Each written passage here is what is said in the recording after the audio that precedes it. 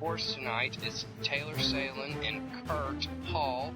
Tonight we'll be discussing what we've been watching here lately, and we will also be discussing one of, I guess, our all-time favorite director / producer, Michael Bay. We'll be discussing some of his cinematic masterpieces tonight here on the podcast.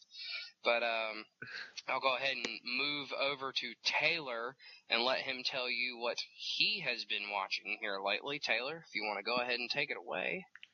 All right, thanks, Tommy. So I had the chance to see a certain movie. This is, of course, This is 40, the new film by Judd Apatow, which just came out in December of last year. It's finally out at Redbox, so I was able to rent it for $1.30 or whatever it is, and I really liked it. I had some reservations. I thought some of the dynamics between the characters didn't work for me, but I was just surprised how much Apatow went for that older demographic with the movie. I mean, I think people that are in their late 30s or early 40s are really going to connect with this movie. But have either of you guys had the chance to see this yet, or no? Okay. I have not either. I just really wasn't interested. Yeah, it's something that that just kind of, I was like, whatever. And there's some really funny stuff in this movie. But as a whole, I think I would probably rate it at maybe a 6.5 out of 10. I thought it was stronger than Funny People, which I again liked parts of, and I really didn't like other parts of. But so with that being said, I'll go ahead and throw it to you, Kurt. What have you been watching? I had the pleasure of watching the Alien Blu-ray, which is amazing. We all know Alien is probably one of the best cinematic sci-fi masterpieces of all time, but the total just reconstruction of this movie is awesome. It really adds to the experience. The sound is so much better, and the extras are really quite good. Yeah, Ridley Scott will probably never hit that level ever again as a filmmaker, and it's kind of nice to see that someone managed to actually kind of bring it back in a even better way than it was the first time. Awesome. Good stuff there, Kurt. I'm really a big fan of the Alien movies in general. Well, the first two, the other two I'll save for a rainy day. But I was a fan of the original a lot. I also got the Anthology that you were speaking about. I got it for Christmas this past year, and the extras and like you were saying, just the visuals on the Blu-ray is just really fantastic. I was really appreciative of everything that they were able to do in there. But something I've really been watching lately, in celebration of Bond being 50 years, was the Bond 50 that my future father-in-law got for his birthday, and it really covers all the bases. It gets right down to it. There's extras on every single DVD.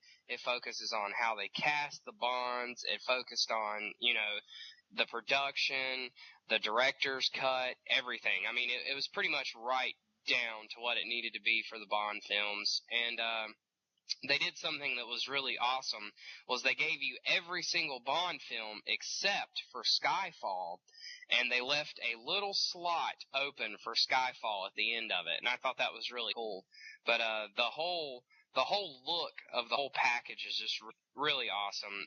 If you guys have a chance to just even look at the package itself and just, look at the extras and everything on there, it's really something worthwhile if you're a Bond fan.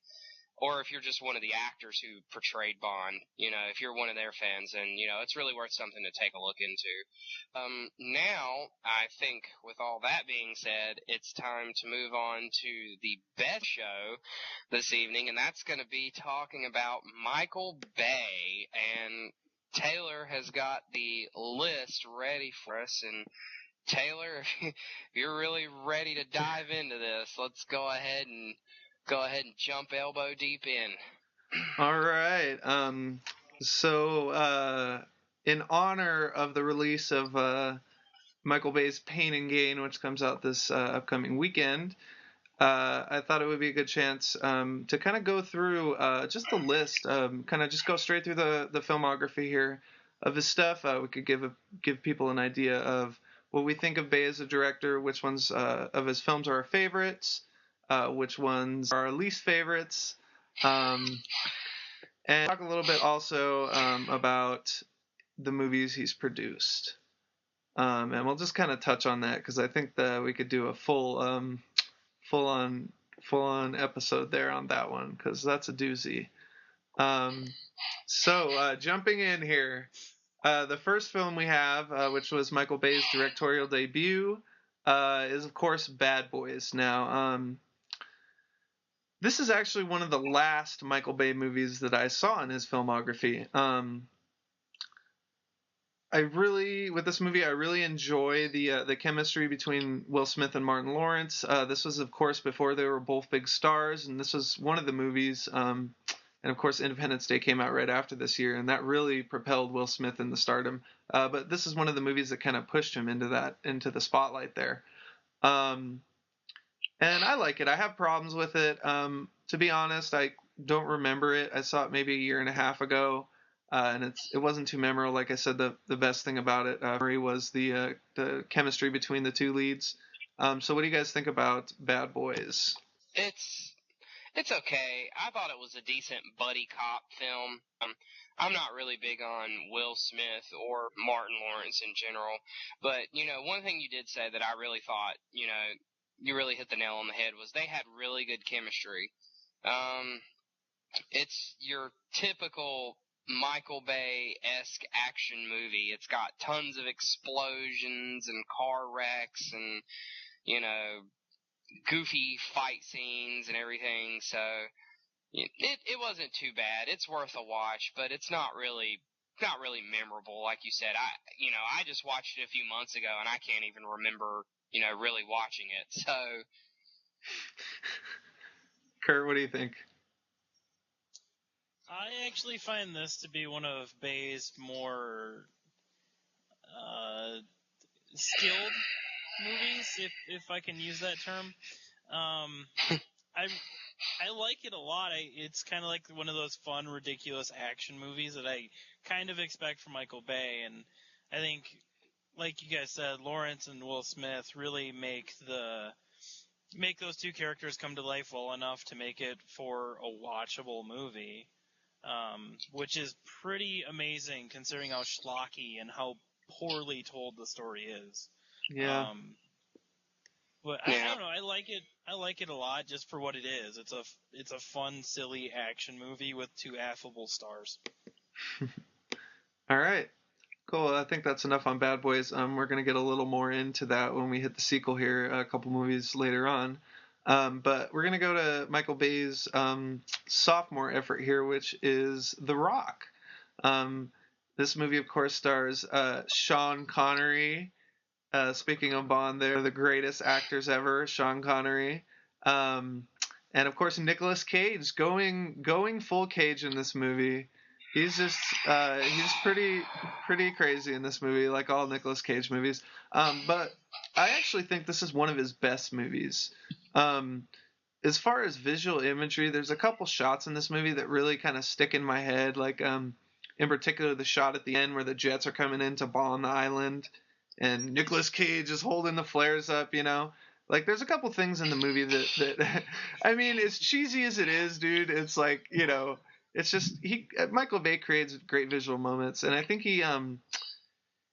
this movie, of course, had a significantly higher budget, but I think he did a pretty good job with The Rock. So, Kurt, I'm going to throw it to you. What do you think about The Rock? I'd have to agree. I think this is definitely Michael Bay's best film thus far. I really like it. I think it's definitely more memorable than most of his other works, at least lately. But Nicolas Cage actually puts on a pretty decent performance, even though his character is completely over the top.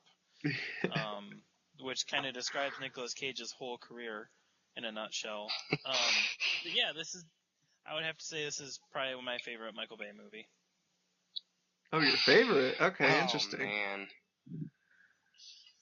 See, this isn't my favorite Michael Bay film, but it's the one I think is his best. But go ahead and continue there, Tommy. I have to agree. This is Michael Bay's best film, and I think this one come at a time to where everybody thought Michael Bay was just going to be this really awesome, next generation director who was going to, take the world into the next visionary experience for the movies, and yeah, we know where that got. But I have to agree. This is his best film. As much as I dislike Nicolas Cage, as much as I cannot stand to watch anything he's hardly in ever, this was really a good performance by him.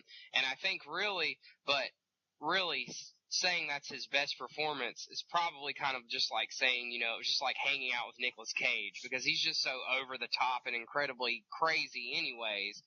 And then you have Sean Connery, who's this weird kind of medium for him and Nicolas Cage. But I have a few scenes out of this that were really memorable. I thought it was a good story. I thought it was it was pretty good all around. Yeah. I'd give it probably about maybe a 6.5, maybe a 7 out of 10. My favorite part is where they get into this huge gunfight with some of the soldiers, and Sean Connery shoots the air conditioning down, and it drops on the guy, and he's like twitching, and Nicolas Cage is like, "Can you make him stop that?" And Sean Connery's like, "Well, what do you want me to do? You want me to kill him again?" I thought that was really memorable, but yeah, I thought nice. he got a lot down pat in this one. Nice Connery impression there, man. Always... Oh, thank you.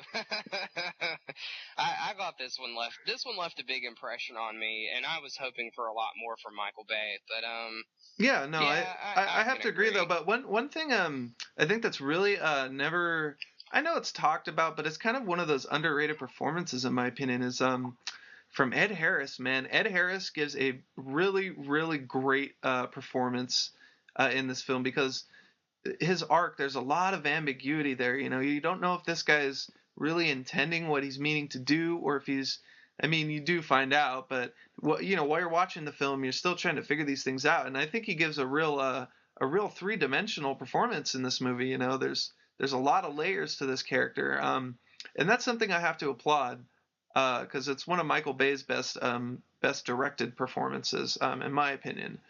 But another thing I'll mention that I love about The Rock is the ballsy move to kill the Navy SEALs at the end of the first act.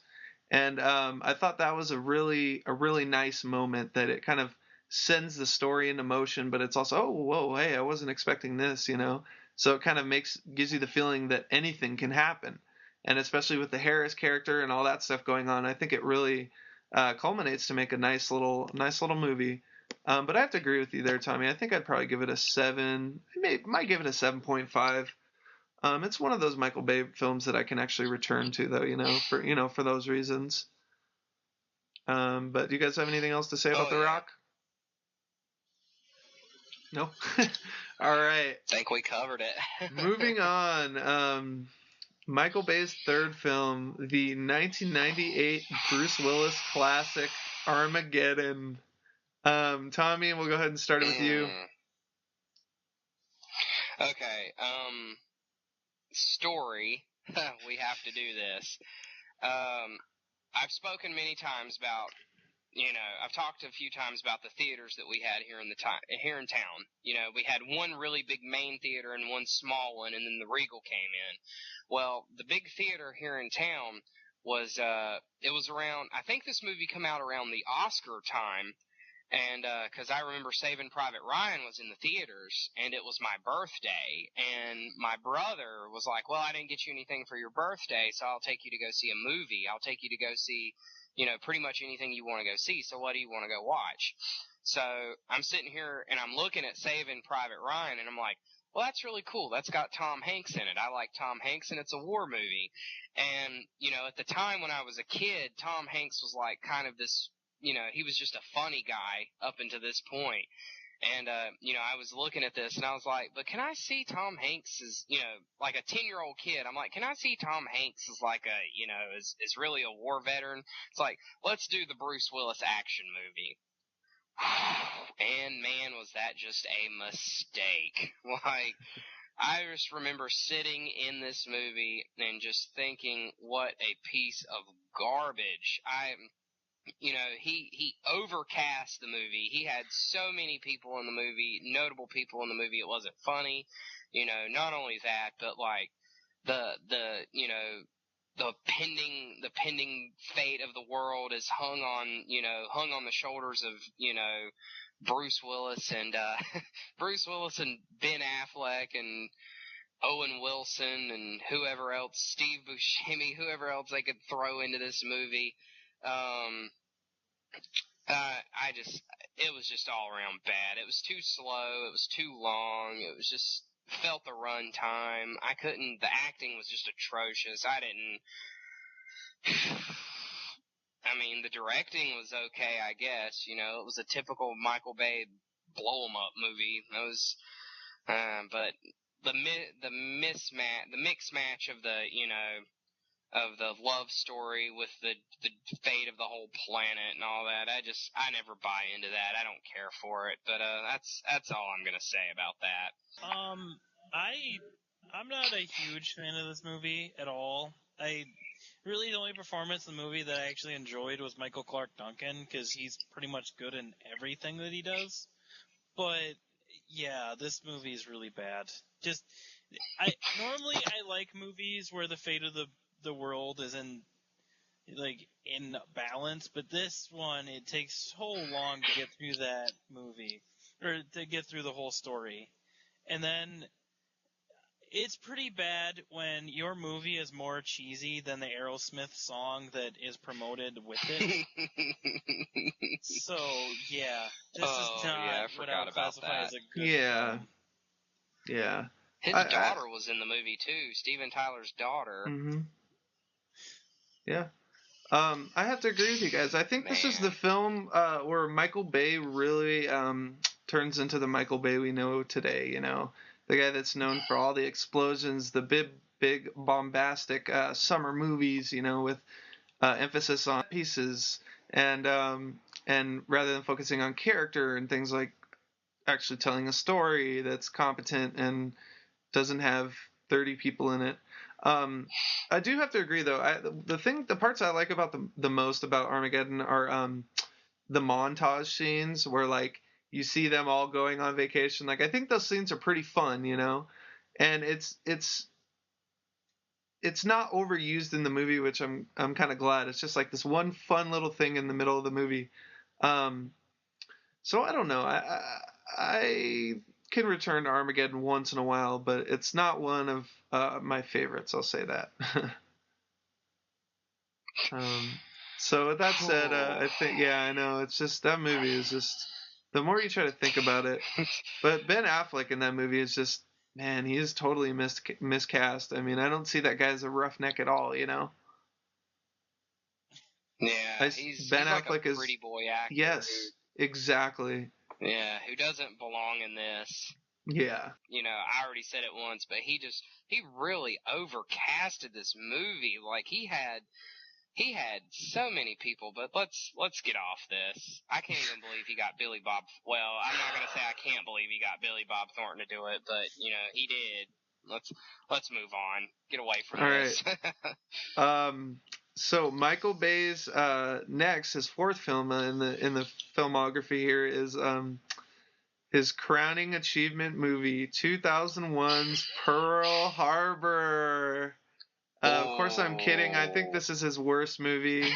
Again, it stars Ben Affleck and Josh Hartnett, along with Kate Beckinsale. And for a movie that's called Pearl Harbor, I think there's too many love triangles and too many extraneous subplots. This would have been a great 10-minute short film from Michael Bay had it just been the Pearl Harbor attack. Again, I've said this before, but Michael Bay, if he could have just directed the action scenes and then had an actual director come in and direct the performances, this might have actually been an okay movie.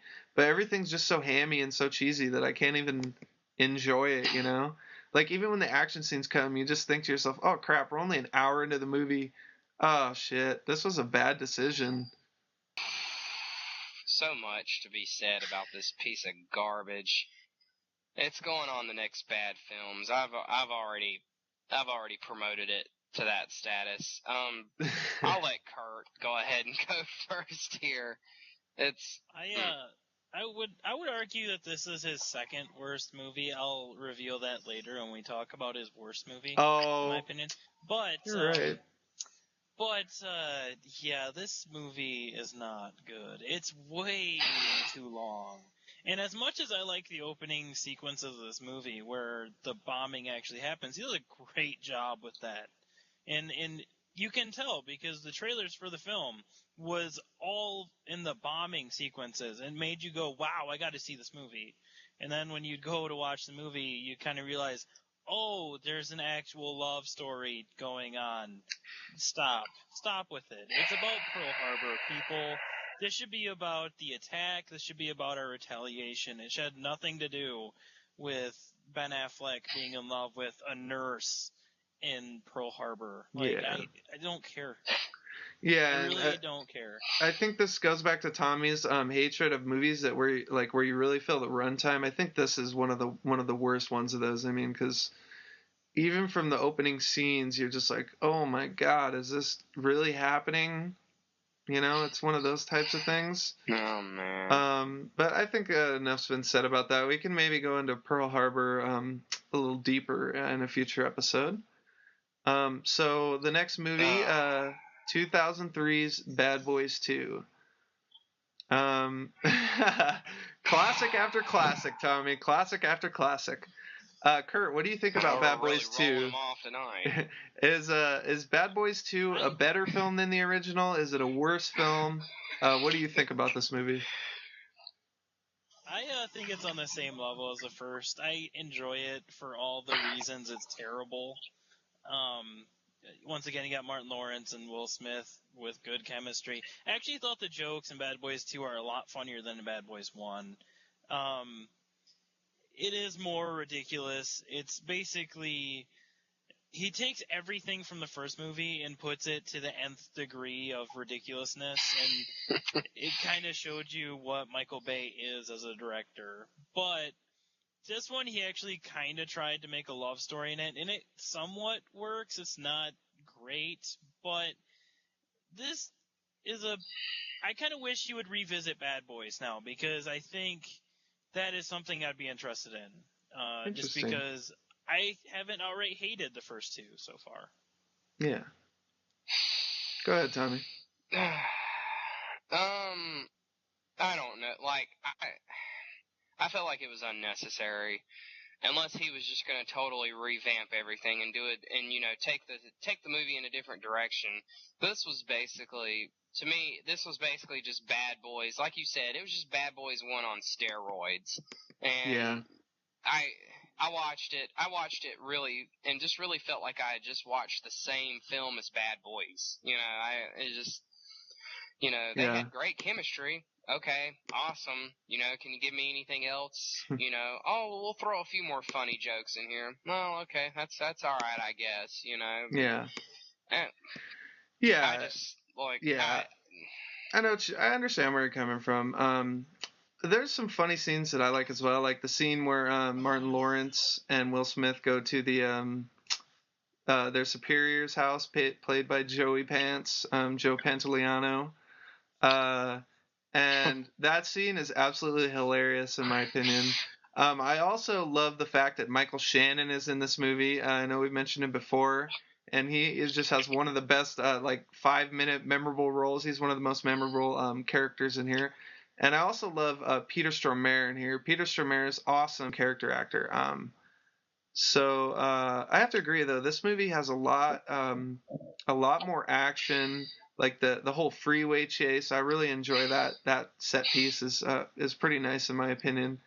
But I have to say overall it's overlong and pretty unmemorable in ways. As much as I love some of the performances and again the dynamics between Will Smith and Martin Lawrence, I don't think it's one of his better films. I think it's down there towards the bottom.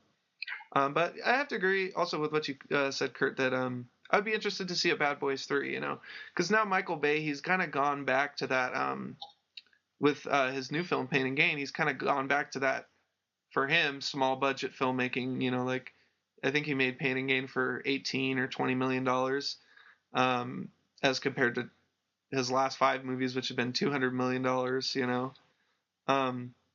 So I think it would be interesting to see what he does, if he does a Bad Boys 3. But the same year, in 2003, one of my favorite, probably the best also, movie produced by Michael Bay, and that is the Texas Chainsaw Massacre remake. So what are your guys' quick thoughts on this movie? I have equal sharings. I love it, and at the same time, I really hate it. And if it wouldn't have been for Arlie Ermy being in this movie, I probably just would have downright hated it. He made the movie so enjoyable.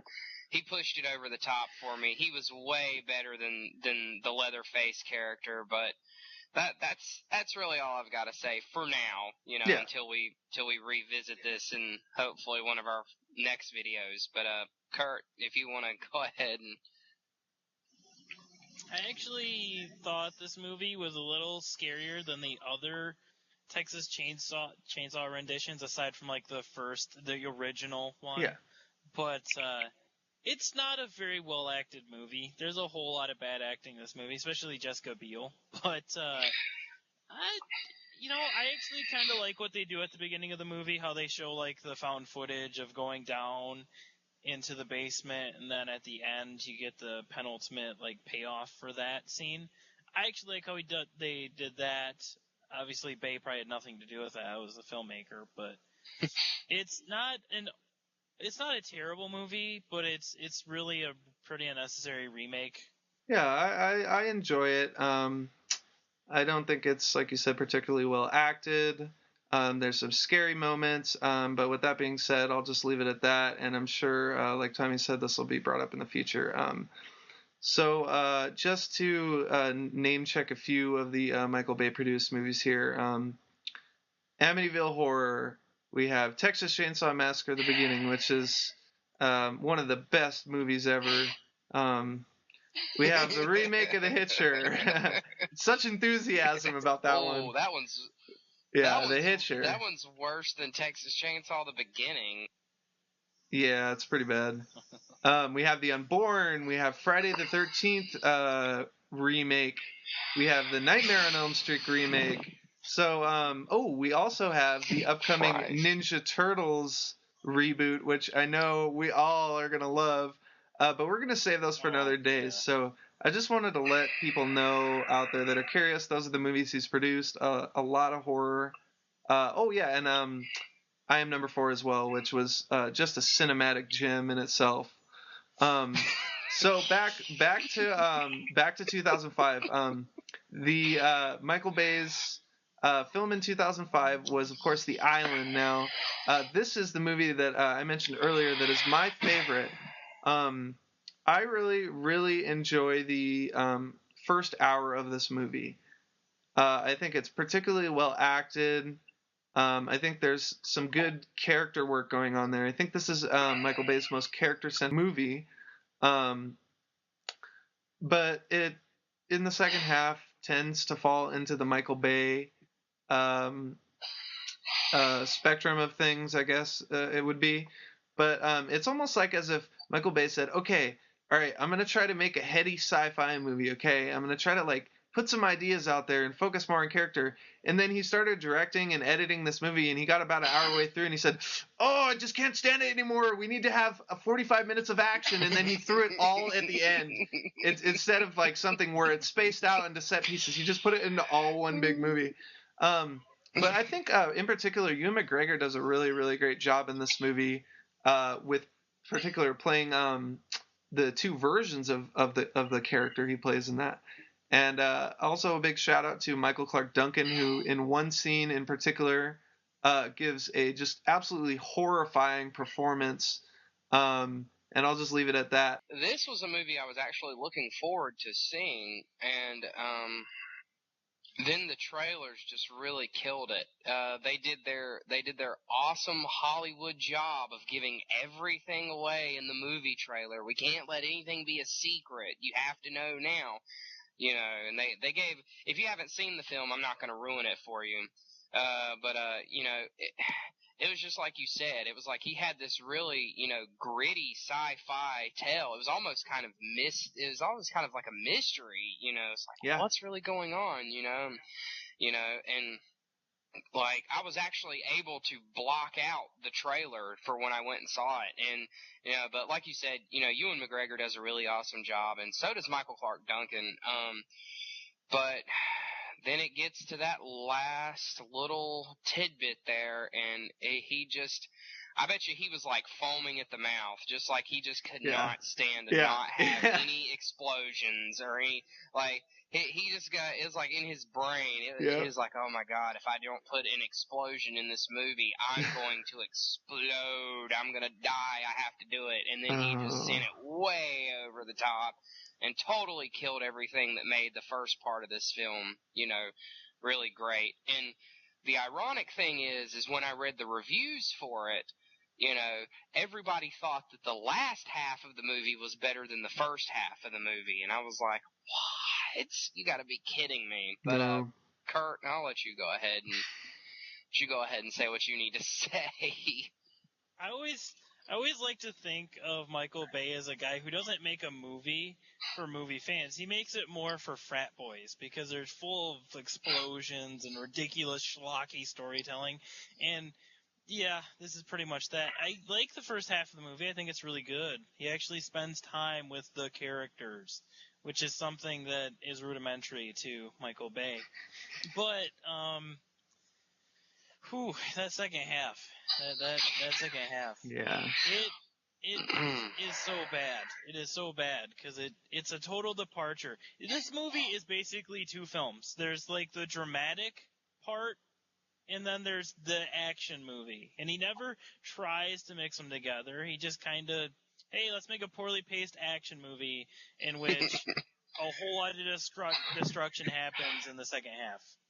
Yeah. That's dialogue. Yeah, I think that's the thing that frustrates me the most about it is it has all these interesting ideas and it's kind of setting up all these interesting dilemmas for these characters, and then it just completely drops it and nothing's ever made of it. There's no closure. There's no payoffs to any of these situations, and that's the thing that I ultimately that I find so frustrating about it. But that first half I just love so much. I love the idea of that first half. That's kind of one of the reasons why it's my favorite. I think it's well done, and it's kind of a bold choice for him to do something like that. Somebody's again who's known for these big bombastic movies with lots of explosions, to at least kind of try to do that, I think is interesting. But one last thing I do want to point out that Sean Bean is also in this movie. And Sean Bean also dies in this movie, just like in every other movie he's in. Yes.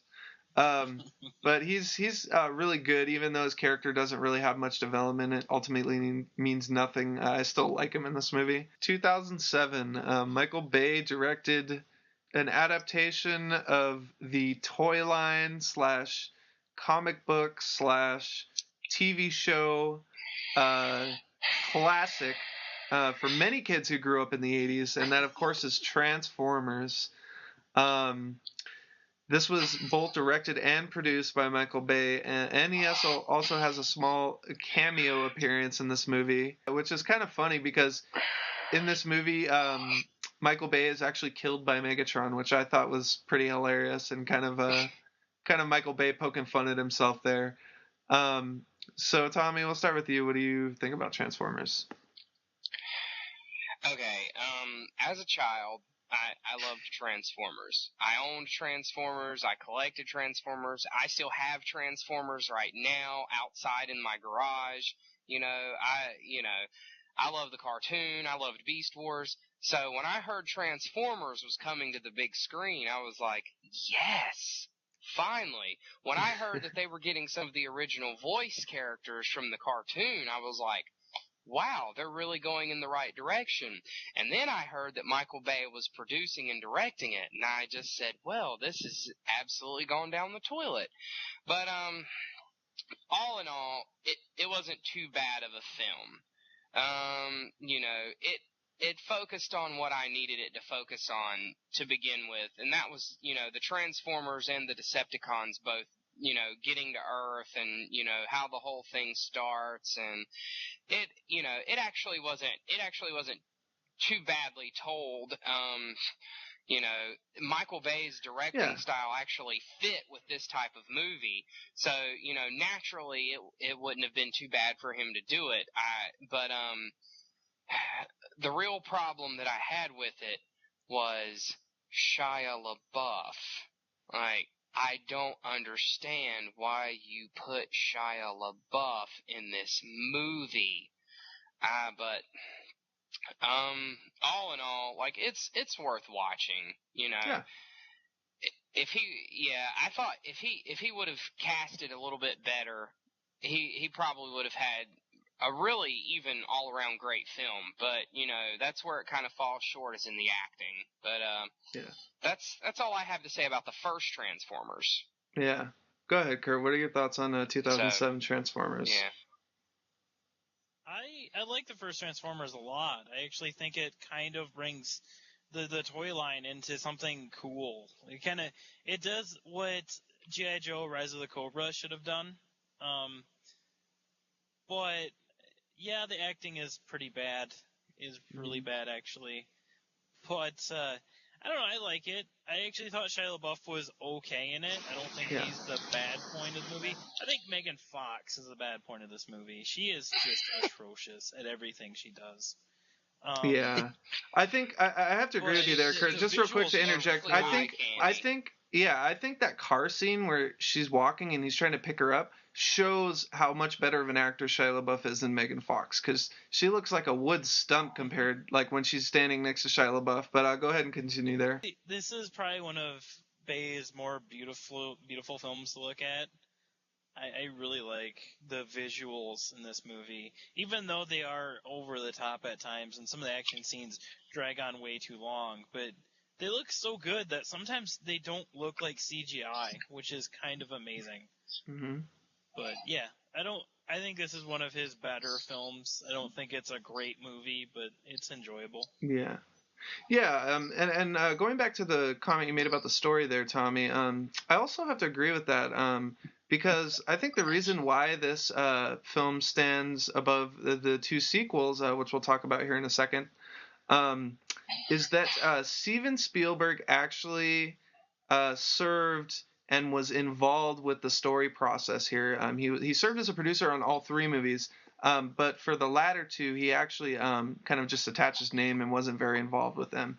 But this first one, he was, from what I'm told, he was actually the one who was responsible for the boy in his car storyline, And I know that was a storyline with Bumblebee and stuff like that in the TV show.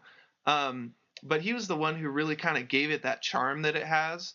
I think that kind of beginning 45 minutes to an hour has a lot of charm to it, I think there's some interesting things going on. And as bad as the acting is, like you said, Cart, the CGI even, I watched this movie a few weeks ago, because it's one that I can, kind of return to often just because to throw on and kind of have as background noise while I'm doing other things. And I was just watching it and just marveling it. I mean, this movie was 6 or 7 years old now, and the CG still holds up, I'm really surprised by that because I thought it wouldn't. But I don't know. I think it's, like you said, one of his better films. But I guess we'll see after this weekend, because he hasn't had too many great movies, just passable ones. But we'll go ahead and move on here, because this Transformers discussion train's gonna keep on rolling here, to 2009's. I don't even want to call this one a cinematic gem because it's just a cinematic turd, to be honest. And that is Transformers: Revenge of the Fallen. This movie is pretty bad in most respects, to be honest. I mean, I can understand why it's so bad though too, because they only had 6 weeks to write the movie due to the writer's strike, which was going on while they were supposed to be writing it. So basically, what happened is Michael Bay started serving as the story writer, and he included things such as the dogs humping. He included the the robot testicles that you see in the third act that I know just everybody loves. Like if you watch the behind the scenes documentary on that movie, which is on the Blu-ray, which I own. I don't know why I own it, but the documentary is actually pretty good. I know it's like this is like confessions of a cinemaholic right here. But they actually show you. Michael Bay says, "Oh, what if we have wrecking balls and they're down there on the balls of the robot?" And I'm just like, oh my god, that's just so Michael Bay, because it just epitomizes the worst things about his movies, And that's the thing is, because he had so much creative control while the writer's strike was going on, this is his most Michael Bay-est movie, and it really suffers for it. So, Kurt, I'll go ahead and throw it to you because I know you have some things to say about this one. Oh god, the sequel to Transformers is so terrible. It is so long. It is so unnecessarily long. The jokes are totally made for people that are maybe 10 years old, maybe. There's no story at all. It's just it's like they have an action scene, then they'll have some dialogue, and then there'll be action scene, and then maybe like 2 lines of dialogue, and then more action. And oh god, this epitomizes everything that is Michael Bay as a filmmaker. Explosions, a hot chick, and just really bad dialogue. A hot chick. That's funny. Yeah. Also, not to mention the inclusion of a both unnecessary and annoying character in the what's his name, Leo Spitz, or his college roommate or whatever in that movie. Oh my god, that guy is so freaking annoying. All he does is whine about everything in the whole movie, and I just can't stand it. Not to mention like huge continuity errors in this freaking movie. I mean, this movie is a mess all around. Like, there's one point in the movie where they go to the Smithsonian, I think it is, and they go into this hangar to try to find one of these hiding Transformers, and they wake him up, and he busts out of the door, and they're in Washington, D.C., mind you. They make a point of this. And then the door busts open, and the robot and everybody walks out, and they're in some field, some dried grass field in Nevada or something. I don't know. But it's things like that just, I mean, it's so freaking frustrating. I'm talking about robot heaven. I'm talking about excessive run times and 40 Transformers in the movie. I mean, it's just completely unnecessary. So I don't know. This movie is just going to give me a friggin' brain aneurysm. Here you go. My turn now. Yeah. How do you take everything that you could possibly love about an original movie and just take a big steaming dump on it? Just drop a Cleveland steamer right on the franchise. Oh my Jesus Christ. I can't even begin to tell you how bad I felt.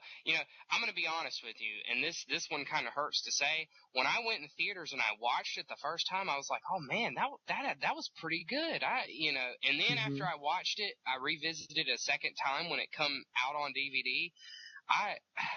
I just couldn't understand why I liked it. It was like, first of all, naturally, you like Optimus Prime. If you like Transformers, period, you like Optimus Prime. So what do? They kill Optimus Prime off. You don't get him towards the end of the movie. Then they put the Fallen. Who the hell is that? I don't even know. Was he even in the original Transformers? I don't think so. They put him in there as a bad guy that only a Prime can be. Yeah. And, then, you get a boat that's got some type of secret weapon that blows the giant, Transformer off the pyramid. You've got Shia LaBeouf back bigger and better than ever, and his awesome, him and Megan Fox just have all that great and wonderful chemistry, plus this, what feels like a 9.5-hour long run time of a film that just didn't want to die, plus they had a whole soundtrack, and then they only used one song out of the whole soundtrack. Let's just repeatedly pump that Linkin Park song. Every time we go to almost a kind of an intermission-esque scene, put that Linkin Park song in there. It has to be done. We paid all these other musicians, but fuck them, who needs them? We got Linkin Park with their one song, and just pump it and pump it and pump it. More explosions. I want more explosions. If I'm Michael Bay, I can't get enough explosions. I want robot motor oil explosions all over the place. Oh my God, just, I need more toilet paper because I just could not get all the crap out. Like, I mean, I'm serious. It is so terrible. So terrible. Everything that they, and you know, the annoyances just didn't stop with Shia LaBeouf's roommate. It was with those two twin Transformers too. Like, I was praying to God that they died sometime soon because I couldn't stand them anymore. I couldn't stand them. You're right there. That's things I forgot to mention the racist robot characters, man. The racist robot characters are one of the most obnoxious things about that movie. But I think we've all gushed enough on this movie because I know it's one of our favorites. We're gonna move on to the to the third installment of the Transformers, entitled Transformers: Dark of the Moon. Now, as far as the rankings in the Transformers movies, I would say this is the second best behind the first.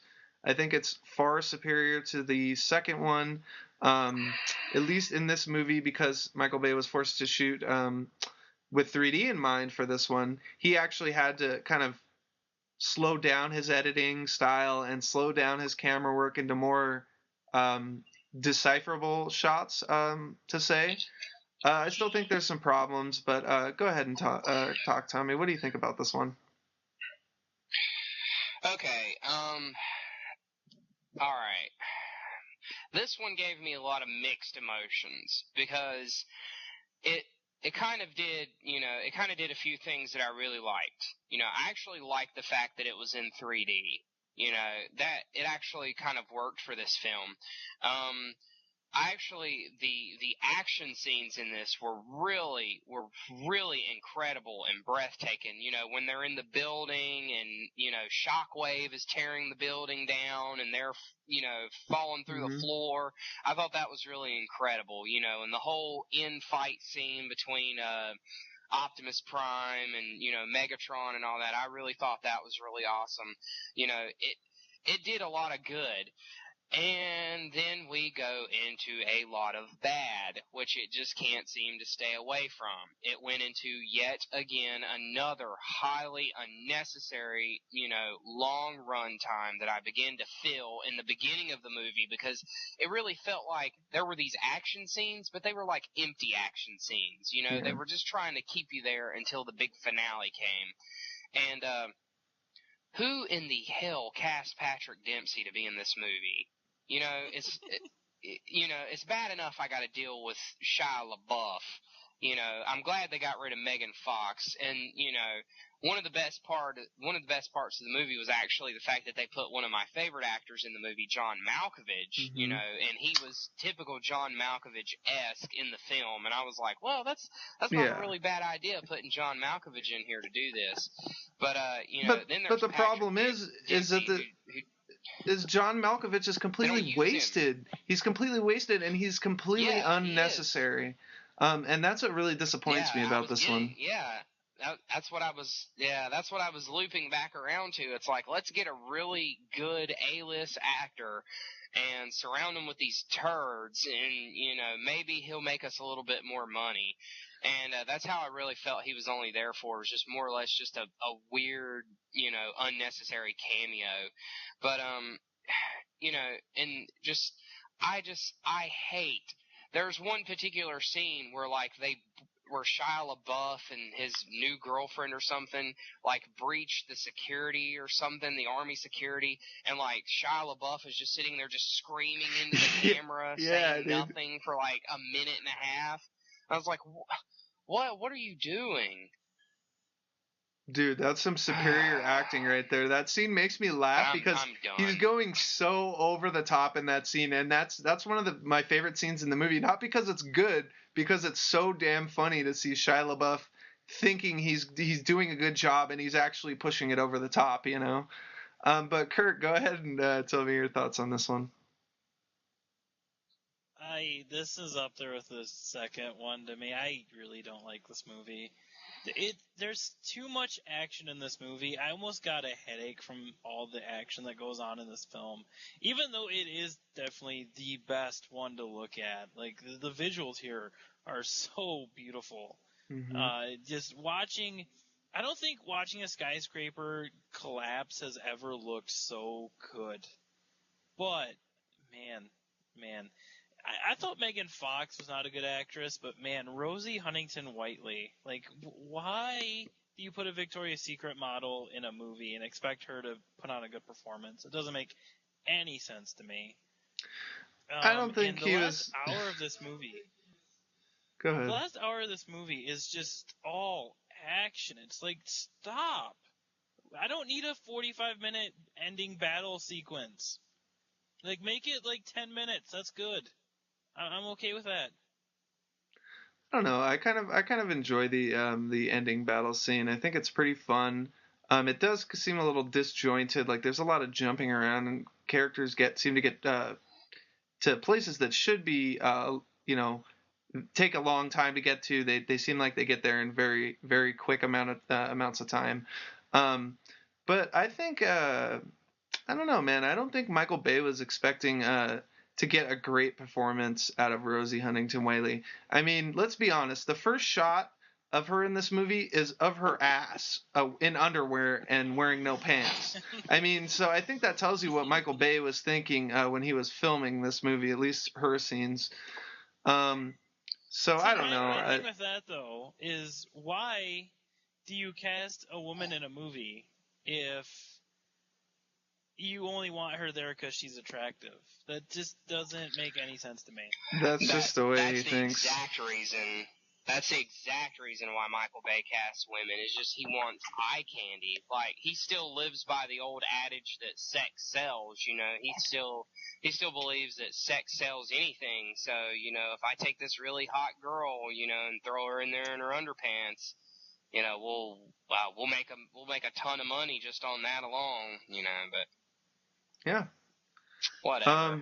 Okay, so I think that's enough for Transformers Dark of the Moon. So we're going to go ahead and move on into his release this week, which is, of course, Pain and Gain. This movie stars Mark Wahlberg, Dwayne Johnson, and Anthony Mackie as bodybuilders who get caught up in some sort of extortion ring. I've seen one of the trailers for this. Have you guys seen the trailers? Yes. Okay, cool. So the first thing I want to point out is, of course, this is again Michael Bay's return to low budget filmmaking, and I think this could be a good thing for him. So based on what you've seen from the trailers, I want to hear you guys' thoughts, what you're expecting from the movie, and if you think this is a good move for Michael Bay to kind of go to something like this that's a little more offbeat. Kurt, we'll start with you. I don't really feel like a $20 million budget is tiny, but I guess it is by Michael Bay standards. But I'm actually kind of interested in this movie just because I like Mark Wahlberg as an actor, I like The Rock as an actor, and I like Anthony Mackie a lot because I think he's super talented. I've heard the movie is way too long, which, shocking, Michael Bay movie is way too long. But I actually think it looks kind of funny. I'll probably end up watching it just because the only other option to watch this weekend is The Big Wedding, which I feel like I've seen that movie like 50 times before. So I'll at least check out Pain and Gain because it looks more interesting. Plus it has Ed Harris in it, and Ed Harris has a pretty interesting role from what I've heard. Yeah. But yeah, it looks like Michael Bay going back to making a fun movie, which I think is something that he is good at. Like, not all of his movies are necessarily good, but Bad Boys 1 and 2, they're fun. And I think if he goes back to that kind of filmmaking, he might actually get more of my money. Yeah. I like Mark Wahlberg as an actor as well. I like The Rock as an actor as well. The rest of the cast seems really, really fantastic. You know, you got Ed Harris, you know, you got Tony Shalhoub. The premise of the movie looks really, looks really incredible.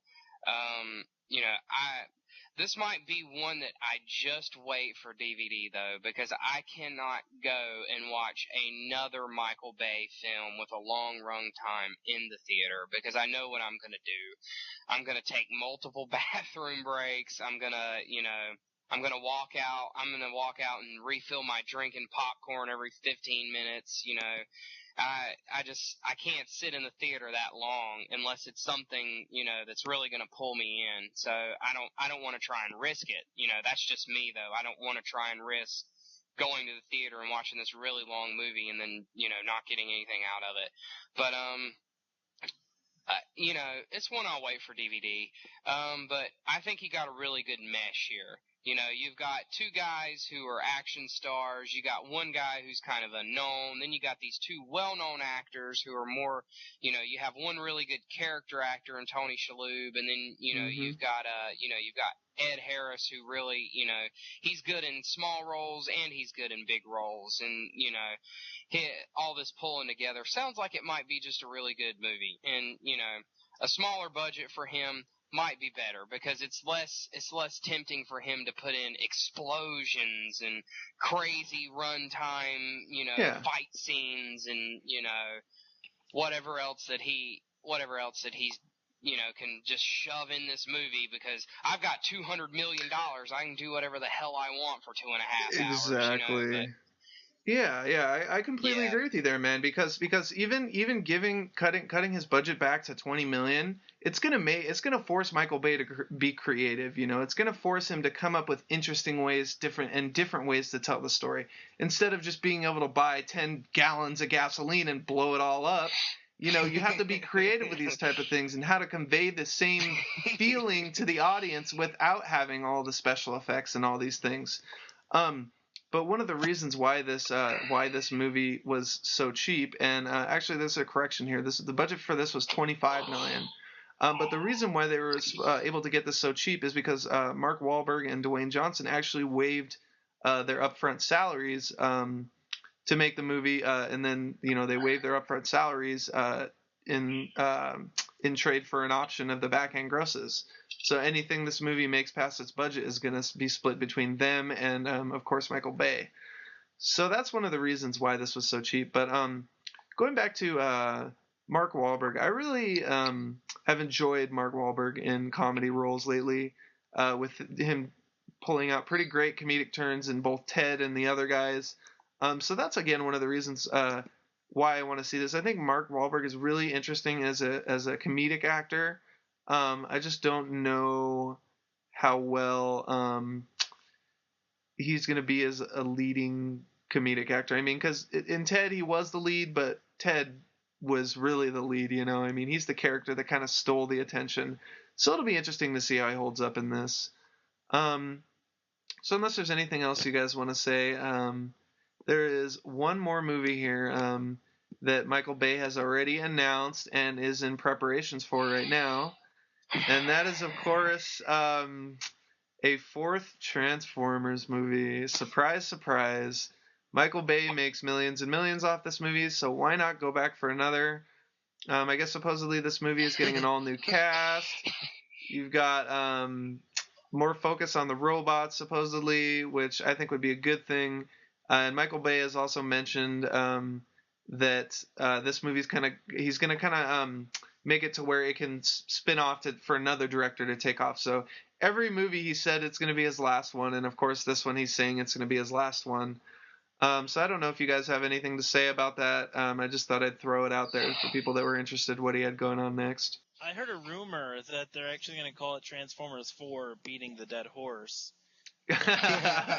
There's really no need for this movie. It's gonna be bad. It's undoubtedly gonna make probably $1 billion because people can't have enough of explosions and buildings being destroyed by really big mechanical creatures. I don't really understand why people watch these movies, but they do. And it's going to be shot in 3D, so there goes $3 more per ticket. This is basically one of those movies that is a studio's dream because they're going to make a lot of money off it, and it's going to garner attention from a younger audience. So yeah. I mean, you honestly can't blame the studio. I mean, because the first the third Transformers, Dark of the Moon. When you make 1.2 billion off of that, I mean, it's kind of hard to say no to another. You know. I mean, as a movie studio, you kind of have to have that. As much as I hate big bombastic summer movies like this, I have a soft spot in my heart for action movies, of course. But as much as people hate on the internet, they kind of rag on these horrible movies. It's these horrible movies in the summer that make billions of dollars that actually fund the interesting small movies like Pain and Gain and movies like District 9 that cost 30 million and below. So I kind of can't blame him because in the end, if this movie makes a lot of money, it's just going to go hopefully towards making more interesting, different, smaller movies. So I don't know. Just thought I'd throw that out there. If I could interject though, I don't know if you guys heard about the Rupert Murdoch thing a couple years ago, but he came out and said, because he kind of owns Fox, so of course he always has an opinion on what they do. This is Paramount, though, that makes Transformers. Oh, wait, yeah. My bad. Yeah. But this kind of goes along with same studios point, yeah. in general, though. Mm-hmm. He came out and said that he would probably, even though A Beautiful Mind had won Best Picture, he probably would not have given the money to make that movie again because they lost money on it. And I'm like, I feel like a studio should be more proud that a film wins Best Picture than it does for making $1 billion. Because to me, if you win Best Picture, that means something. Like, that's going to be a movie that you remember forever. Yeah. And I really don't feel like people are going to look back, 50 years from now and go, remember that movie Transformers Dark of the Moon? I don't think that's going to exist. No. Oh, it'll exist. It'll exist on Saturday afternoon, basic cable programming who don't have sports to fill their time with. That's where it'll exist on. And then, people will watch it and they'll go, oh man, remember when we watched this? Blah, blah, blah. But, them doing a fourth movie is no surprise to me. Yeah. But, you killed off all the bad guys in the last movie. So what are you going to do now? Are you going to send them back to their planet? Are you going to send them back to Energon? I mean, are you going to somehow, bring Megatron back from the death again? Or, what's going to happen now? Is all new casting. Okay. Oof. Oh, great. Hey, Mark Wahlberg has been cast in the lead as this, so I don't think that's a very interesting choice at all. This kind of feels like a bona fide action star in a big budget action movie. Didn't see that coming at all. Is Mark Wahlberg even really an action star, though? Do you consider him to be an action star? Because I kind of don't. Movies than I really do, because, if you think about it, the basis of all his movies are technically just action movies. No matter how bad they are. Yeah, I'm trying to think of what stuff he's been in, though. Hold on here. He actually, go ahead and go, Kurt. To me, shows up in more character pieces, like The Fighter, and, like... But I guess Contraband is an action movie, but... That's still an action-esque movie. There's some like form what? of, it's got... Well, The Fighter, even though it's like a drama and, a story, it's like a biography drama, there's still the action element there, Dude, I don't know. That's kind of like saying Rocky is. That's kind of like saying Rocky is an action movie, which it isn't. There's more. It's more. Seriously. But go ahead. Rocky even has more boxing scenes than The Fighter does. Like, that was one of my biggest criticisms of The Fighter, is that it didn't even have that many boxing scenes. Yeah. But the title was meant to imply that he's a fighter in other ways. Okay, Kurt? Come on now. Okay, my bad. Yeah, no, I'm It's just the kidding. life story of a boxer I think- who struggled. So I think the most actiony movie, just looking at some of his movies here, that he's been in is The Italian Job. He's been in Shooter, which had some action, but again, that wasn't real heavy on it. We also have The Departed. That was a character role all the way, and Planet of the Apes. So take that for what you will. I don't even want to get into that one. But yeah, so I don't know. I think enough's been said here. Of course, we're gonna come back another there's date. Max Payne. Yeah, exactly. That's probably one of the closest ones. But that one's just a. Hey, tying into what I was gonna say here, that we got another horrible movie session coming up. Maybe we can talk about horrible Mark Wahlberg movies and horrible Michael Bay productions. Oh God, that's gonna be a fun night when we dig into this crap pile. Yeah. But hey, we kind of already dug into the crap pile a little bit tonight. Yeah, we did. We covered Michael Bay. That's always the tip of the iceberg. But, yeah. I just want to throw out how depressing Max Payne is as a movie. Because Oh my God. as a game series is awesome. Like, it's an awesome game series. And they totally just went crazy with the slow-mo. It's another one of those, we got a really good video game, so why don't we just go ahead and take a dump on it and make a movie out of it, you know? But I don't know. That's a horrible movies for another night. All right, cool. So with that being said, we of course got to plug all our stuff here. We naturally. Yeah, we have the email, which you guys can always contact us at, or if you want to be added to the Facebook group, you can always do that at movienerdsmailbox@gmail.com. Make sure to like, comment, and subscribe. The button's going to be somewhere around here. I'm sure you'll see it on one of our faces, most likely. And also, make sure to check out our Tumblr page, which is fairly new. But if you're on Tumblr, go ahead and follow us, and there should be some content coming up in the future. So we're going to go ahead and close out the night. My name is Taylor Salem. And, of course, I'm Tommy Bolden, and joining us, as always, or soon to be always, is Kurt Hall.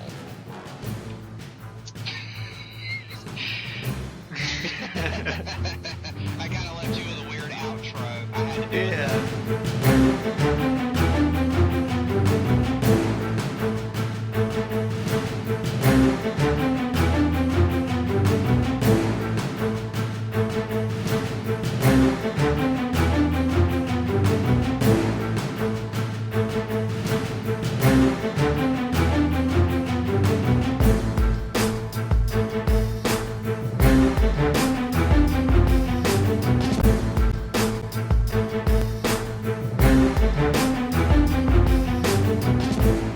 Did he do I Am Number 4 also?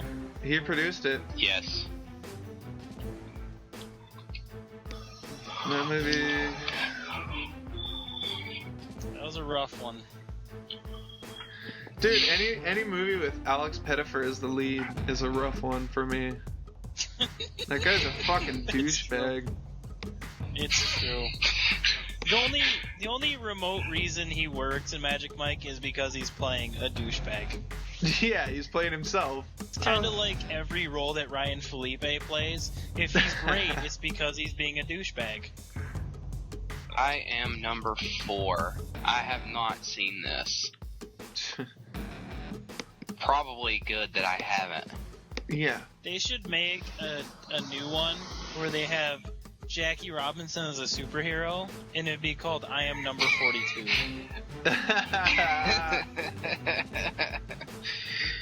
That'd be a good awesome. parody movie. It would be fun. I would have fun with that. Are you talking about Alex Pettyfer? Is that who you're talking about? Yeah. That guy just looks like a douche. He is. He looks like an MTV douche. Hey, the tradition continues with Sean Bean, man. I think seriously, dude, I think out of that role. I think Sean Bean is like it has the world record for most movie deaths. I think it's in his contract, really. Yeah. It seems like you the must rule. die by the end Let's of this see. movie. Okay, he died in Lord of the Rings. He died in Goldeneye. He died in Black Death.